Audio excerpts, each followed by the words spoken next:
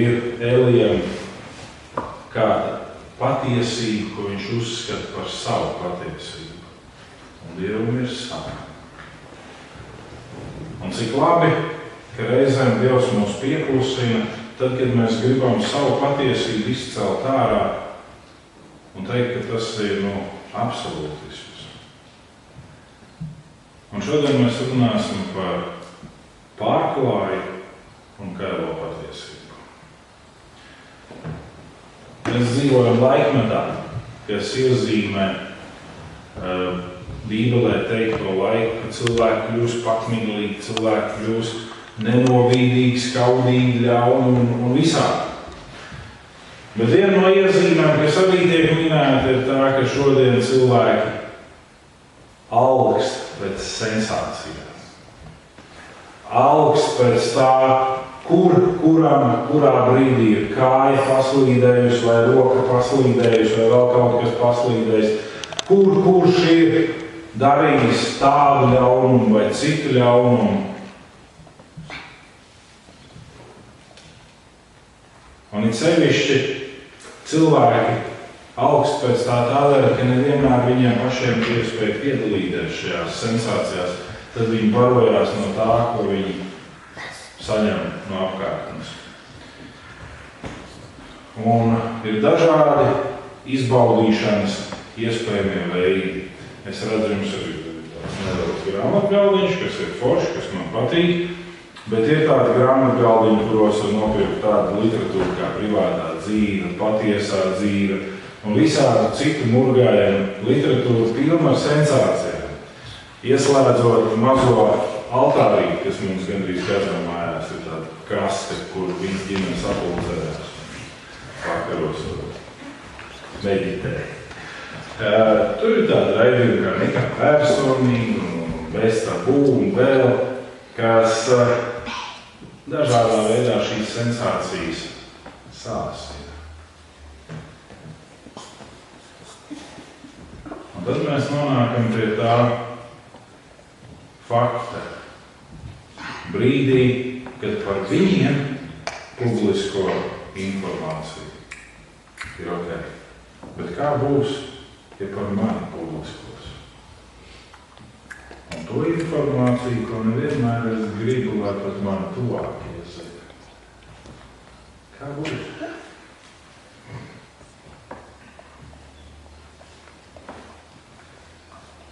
Kāds pamats tam, ko tu dari un ko tu vēlēs atkārt?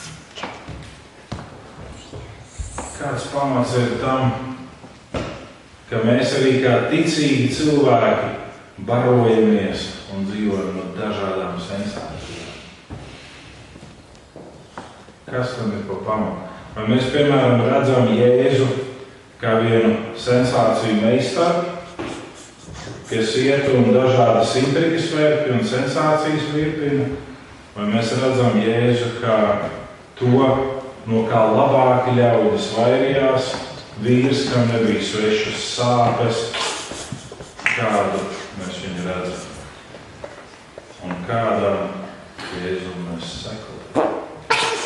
1. Korintiešu vēstule 3. nodaļa 12. līdz 17. pants ir runāts par pamatu, kuri teikts, ja kāds ceļ uz šī pamata no zelta, sudraba, dārgakmeņiem vai arī no koka, siena vai salmiem, ikviena darbs kļūs redzams. Tā diena to parādīs. Jo tas tiks atklāts ugunī, un kāds ikviena darbs būs bijis, to uguns pārbaudīs. Ja kāda darbs, ko tas uzcēlēs, paliks, viņš saņem salmu, ja kāda darbs sadegs, viņš cietīs.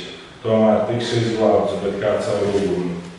Vai jūs nezināt, ka esat Dieva templis, un ka Dieva gars jūsos mājo? Ja kāds Dieva templi posta, to Dievs izpostīs. Jo Dieva templis ir svēts, un tie esat jūs. Āmen. Debes Tēvs svētī savu vārdu šajā dienā un runā uz mums katru un dod mums bagātinātiem aiziet tālāk ikdienā. Āmen. Kristus ir pamats. Taču tad, kad mēs skatāmies uz viņu kā uz personību, kurai vajadzētu sekot, tad mēs varam teikt, ka viņš nav patīkams. Jo viņš liek mums darīt lietas, kuras mums netīk. Viņš liek mums mainīt mūsu ieradumus, mūsu pieņēmumus, mūsu formulējumus. Mēs reizēm sakām, šīs ir tās lietas, kuras Dievam patīk. Taču, ja mēs skatāmies Bībelē, mēs saprotam, ka tās ir lietas, kas tuvu nav tam, kas Dievam patīk. Un ja jūs gribat ik pa reizē atgādināt sev, kas tad ir tas, kas Dievam patīk, tad jūs varat atšķirt Praviešu Mīkas grāmatas 8. nodaļā 8. pantu. Tur ir teikts 3 lietas, kas Dievam patīk, ko dara cilvēki, kuras vajadzētu darīt cilvēki. Bet mēs esam aizņemti ar tādu kultismu. Mēs esam aizņemti ar to, ka mēs izveidojam to, kas Dievam ir pieņemams un patīkams, un liekam citiem to darīt. Un tāpēc Kristus mums nav patīkams, ka viņš liek mums atteikties no šīm lietām. Viņš liek mums mainīties. Un Kristus, kā pamats, liek mums atteikties no vispār pieņemtajiem būvniecības noteikumiem. Jo viņš kļūst par pamatu, un viņš nosaka, kas tad būtu jāceļ uz šī pamata. Un Dieva gars nosaka celtniecības procesu un vides sagatavotību procesu. Tai vajadzētu būt mūsu ikdienai. Un jautājums ir, ko tu cel uz šī pamata? Vai tu cel apžēlošanu, vai tu cel citiem ļaudīm atjaunošanu, vai tu cel citiem ļaudīm piedošanu, šķīstīšanu, jaunas dzīves sākumu, ja tu cel sensācijas un intrigas. Ko tu cel uz šī pamata? Kāds paredz galvenieks bija nostrādājis gan ilgu laiku kā namdars un galvenieks, un viņš bija gatavs doties pensijā.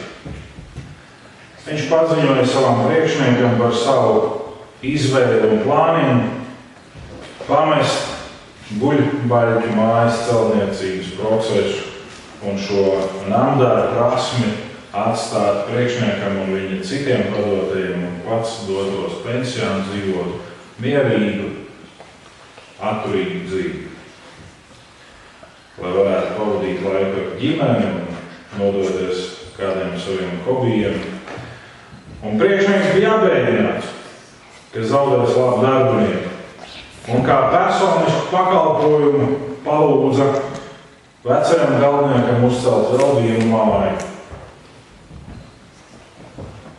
Šī būtu pēdējā māja viņa dzīvē, ko viņš būtu cēlis no A līdz Z ar visām bildēm un rasējumiem un plāniem ar visu.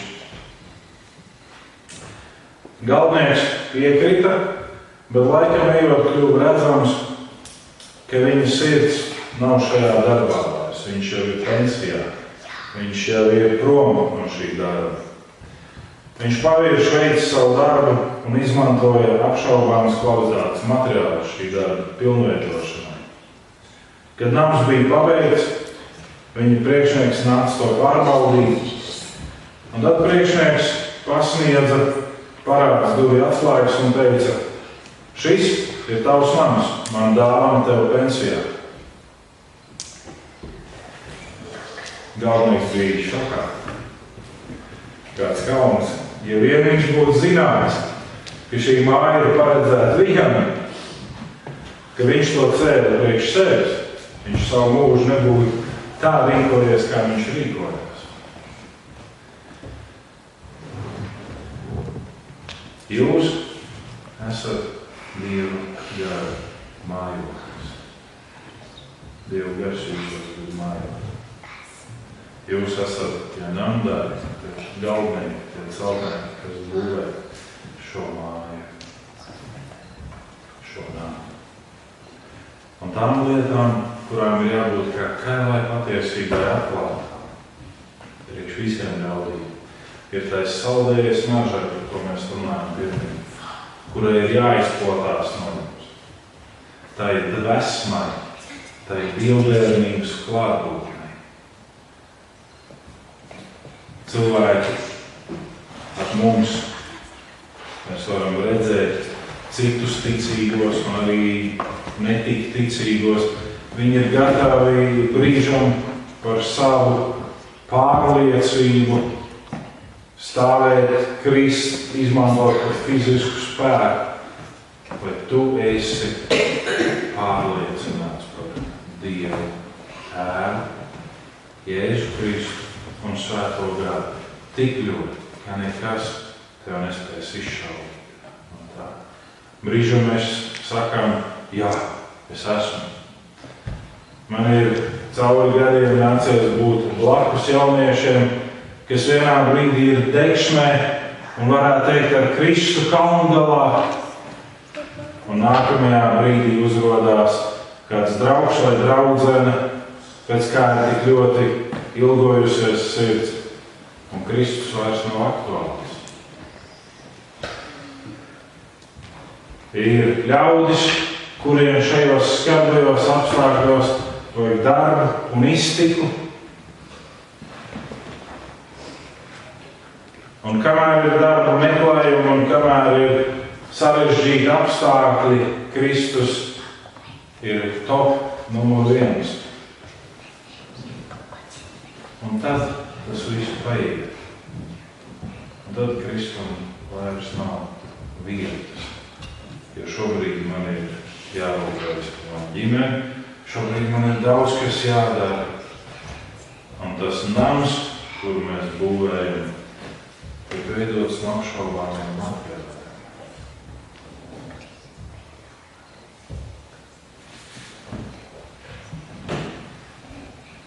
Jāņa evaņģēlijā 3. nodaļā 21. pantā mēs lasām, bet kas patiesību dara, tas nāk pie gaismas, lai viņu darbi kļūtu atklāti, ka tie darīti Dievā. Patiesība ir rīkoties tā, kā Jēzus to darīja. Un lai jums būtu vēl vieglāk un skaidrāk saprotams, ko es domāju caur to rīkoties tā, kā Jēzus darīja, es vēlētos jums dažus mazus piemērus pateikt. Piemērs numur 1 – Zaķejs. Mazs vīrs, blēdis un krāpnieks. Tanī laikā, kad Jēzus staigāja pa šo zemi, muitinieki bija nicināta profesija, viņi bija Romas pakalpiņi, kurus savāca no pārējām pakļautajām tautām muitas nodevas, bet viņiem Roma nemaksāja algu. Viņiem alga bija jānopelna pašiem, uzskaitot lielākus procentus nodevās. Un tās bija Zaķejs. Viņš nevis paņēma tikai to daļu, ko Roma no viņa prasīja, kas viņam bija jādod valdībai, bet viņš paņēma krietni lielāku. Jo par muitiniekiem Jēzus kādā citā līdzībā stāsta sekojošu, ka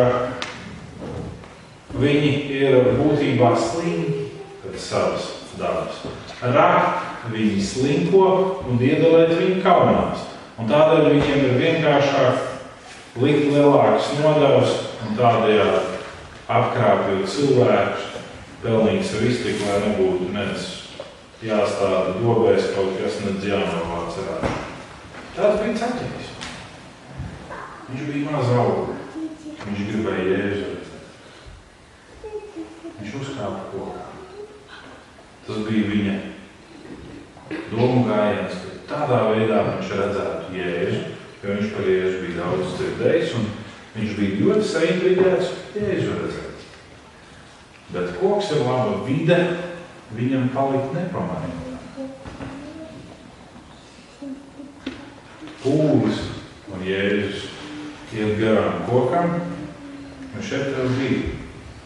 Jēzus apstājās Un nepamanītais ceļījis ir pamanīts. Viņš ir kādu zemē. Man šodien ir jāiet pie tevis mājās.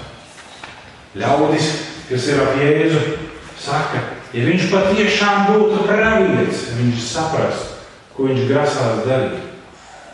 Ka viņš grib ieiet pie viena maitas, pie viena grēcinieka, pie viena briesmoņa. Tas nekas, ka viņš ir ebrejs, bet viņš ir briesmonis. Kas notiek, ieejot Jēzum pēc Zaķeja? Notiek pārmaiņas Zaķeja dzīvē. Patiesība ir rīkoties tā, kā Jēzus to būtu darījis.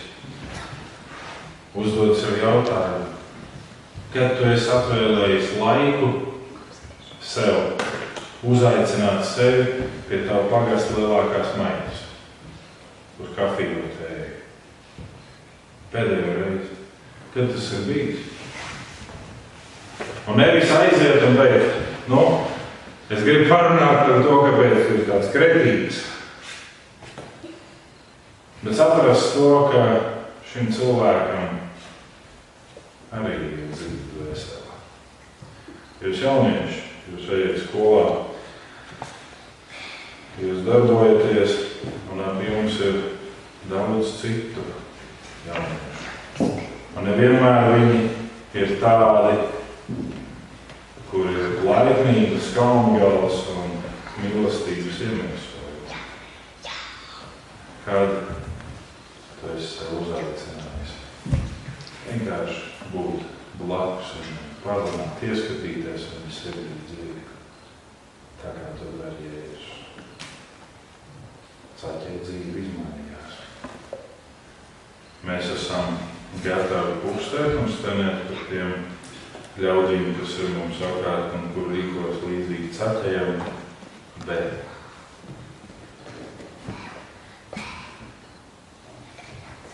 paskatīsimies uz nākamo piemēru. Jēzus ir templī. Protams, ka viņš, kā Dieva dēls, kā mūsu pestītājs, uzturās Dieva klātbūtnē. Un templis priekš ebrejiem ir viena no vietām, kur ir Dieva klātbūtne. Un ir templis, un ir dažādi tie pagalmi. Un Jēzus atrodas tādā pagalmā šajā brīdī, kur drīkst ieiet sveštautieši, bērni un sievietes. Tālāk par šo pagalmu viņi netiek laisti tuvāk Dieva klātbūtnē. Jēzus ir šajā pagalmā, viņa mācekļi ir, un pie viņiem pieved vienu kailu sievieti. Un saka, šī sieviete, pat Jēzu darīja briesmojas. Likums paredz viņu nomētāt ar akmeņiem, ko tulīs darīt. Ko Jēzus dara? Viņš notrūstas pie smiltīm un raksta tajās ar pirkstu. Un šie ļaudis, kas ir atveduši šo sievieti,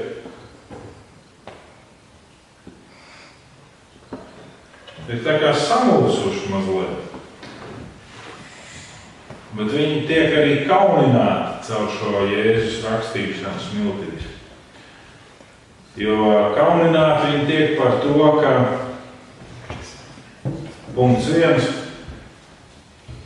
Tātad visi šie cilvēki, kas atved šo sievieti pie Jēzus, zināja jau iepriekš, ar ko šī sieviete nodarbojās.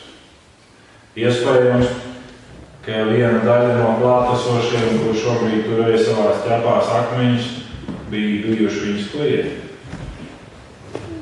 Iespējams, un ļoti noteikti, ka šī sieviete šajā brīdī netika pieķerta viena pati nodarbojamies ar sevi.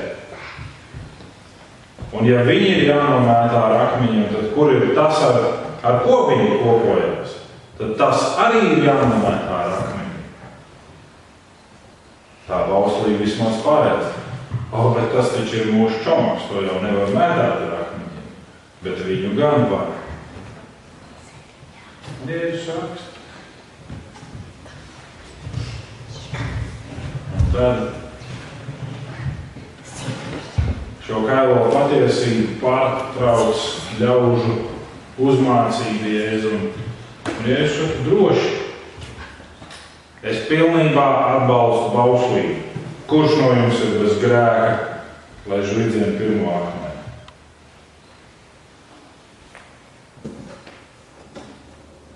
Pēc brīža paliek Jēzus un šī sieviete,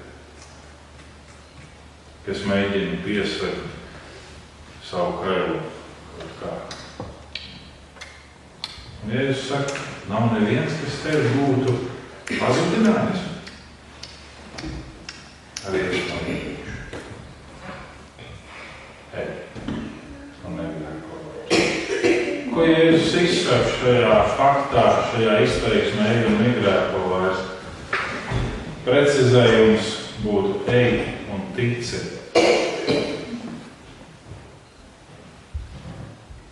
Ja tad, kad mēs lasām Jāņa evaņģēlija 16. nodaļu, Jēzus saka, grēks ir neticība viņam. Un tādā brīdī, kad mūsu sirdīs ienāk šaubas par jebko, šaubas pārmāc ticību, mēs darām grēku. Viņš saka šai sievietei, ej un tici, ej un paļaujies ar visu savu būtību uz Dievu.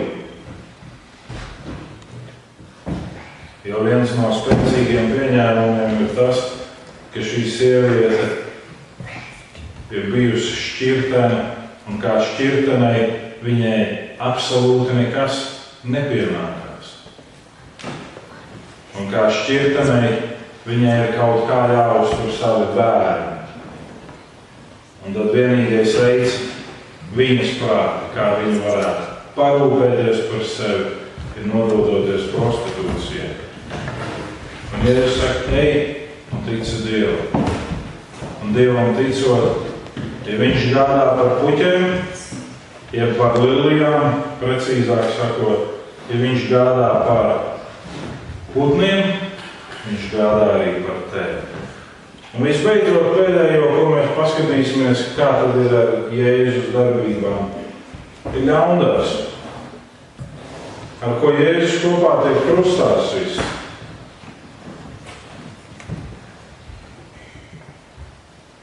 Un šis vīrs saka piemini, kad tu nāksi savā valstībā. Un Jēzus saka šodien.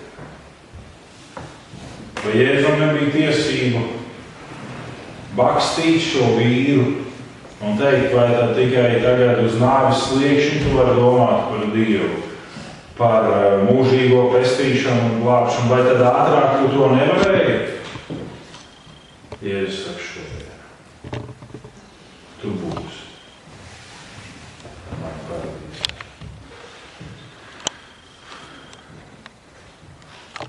Un šie trīs Jēzus darbības piemēri, lai ir kā tāds vadītājs mūsu dzīvē tālāk, domājot par to,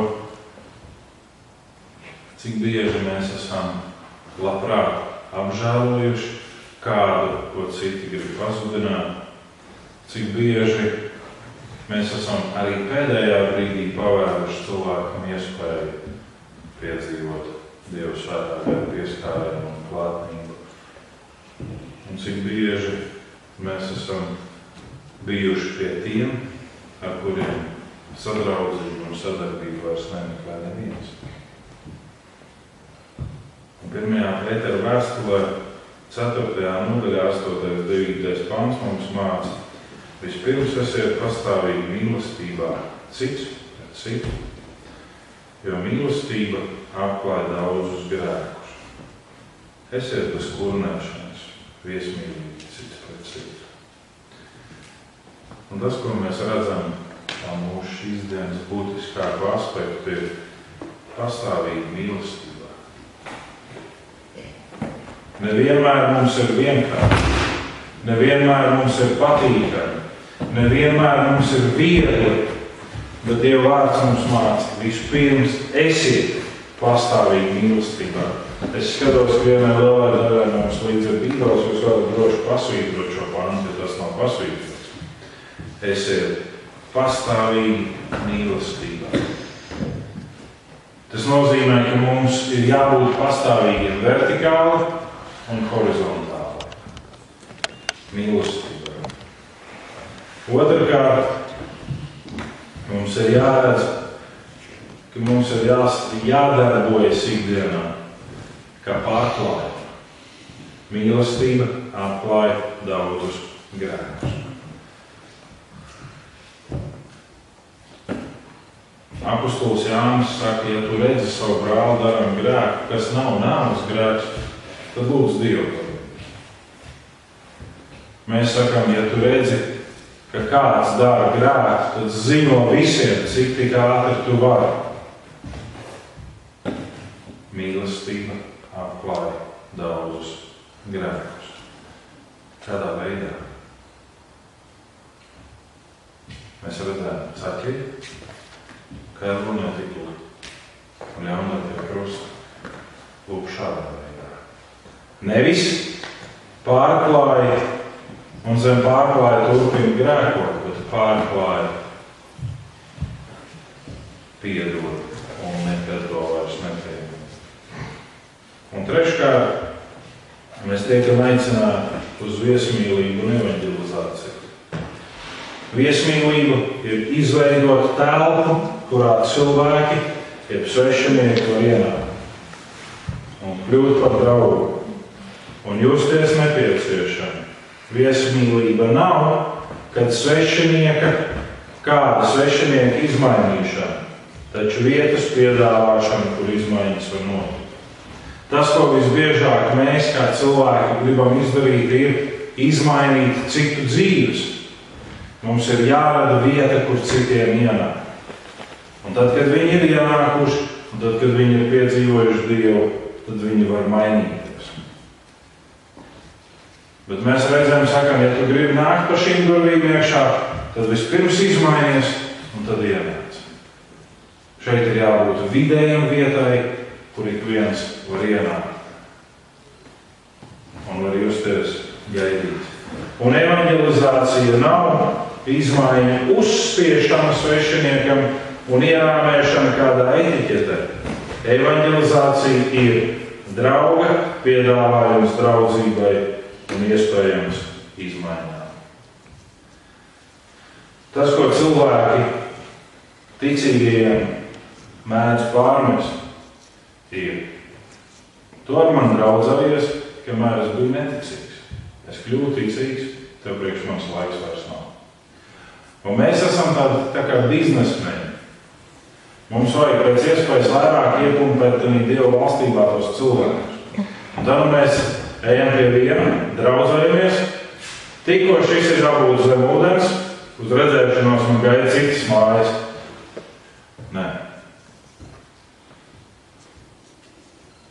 Jautājums, vai Jēzus arī tā darīja? Atbilde ir nē. Jēzus nemēģināja izveidot draudzīgas attiecības ne ar vienu. Viņš bija atvērts ikvienam,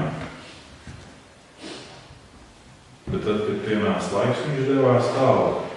Un tādēļ, ka nebija draugu, kā mēs to parasti uzskatām draugu attiecības, nevienam nebija ko pārmest.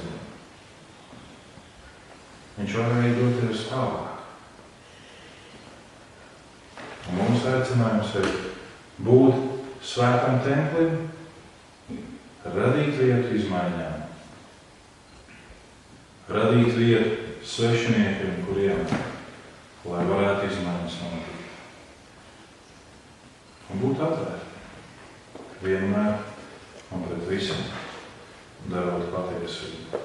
Lai Dievs ikvienu no jums svētī, un mans novēlējums ir nebūvējiet mājas, kā šis galvenais.